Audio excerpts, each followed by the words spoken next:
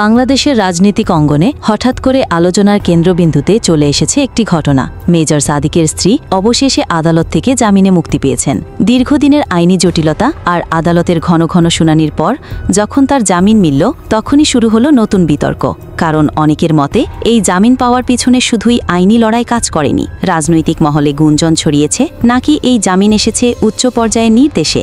বিশেষ করে বিএনপির ভারপ্রাপ্ত চেয়ারম্যান তারেক রহমানের নাম ঘিরেই সবচেয়ে বেশি আলোচনা চলছে।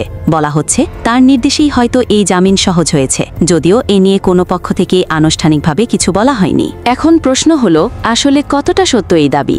আদালতের আইনজীবীরা বলছেন, নিয়মতান্ত্রিক প্রক্রিয়ায় আদালত শুনানি শেষে জামিন মঞ্জুর করেছেন। তাদের মতে মামলার নথিপত্র এবং প্রমাণের ভিত্তিতেই আদালত এই সিদ্ধান্ত নিয়েছেন। কিন্তু রাজনৈতিক পর্যবেক্ষকরা বলছেন, বাংলাদেশে এমন উচ্চ প্রসঙ্গ মামলার ক্ষেত্রে আদালতের সিদ্ধান্তে রাজনীতির ছায়া থাকাটা অস্বাভাবিক নয়। জনমনে তাই তৈরি হয়েছে নানা প্রশ্ন।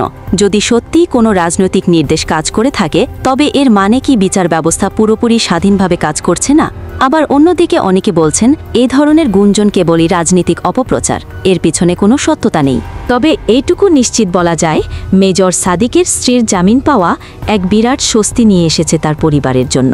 কিন্তু একই সঙ্গে এটি রাজনীতিতে নতুন এক আলোচনার জন্ম দিয়েছে। কারণ যদি সত্যিই রাজনৈতিক নির্দেশের কারণে এই জামিন হয়ে থাকে, তবে সামনে আরও অনেক মামলার রায় নিয়েও নতুন প্রশ্ন উঠবে। সব মিলিয়ে বলা যায়, জামিনের খবর যেমন স্বস্তি এনেছে, তেমনি এর পেছনের গল্প নিয়েও রহস্য আর কৌতূহল তৈরি করেছে। আদালতের সিদ্ধান্তের পিছনে আসলেই কোনো রাজনৈতিক নির্দেশ কাজ করেছে, নাকি এটি ছিল কেবলমাত্র আইনি প্রক্রিয়ার ফলাফল? সে উত্তর এখনও অজানাই থেকে গেছে। আর সেই অজানা উত্তর নিয়েই চলছে তুমুল বিতর্ক, যা সামনের দিনে আরও বড় আলোচনার জন্ম দেবে নিশ্চিত।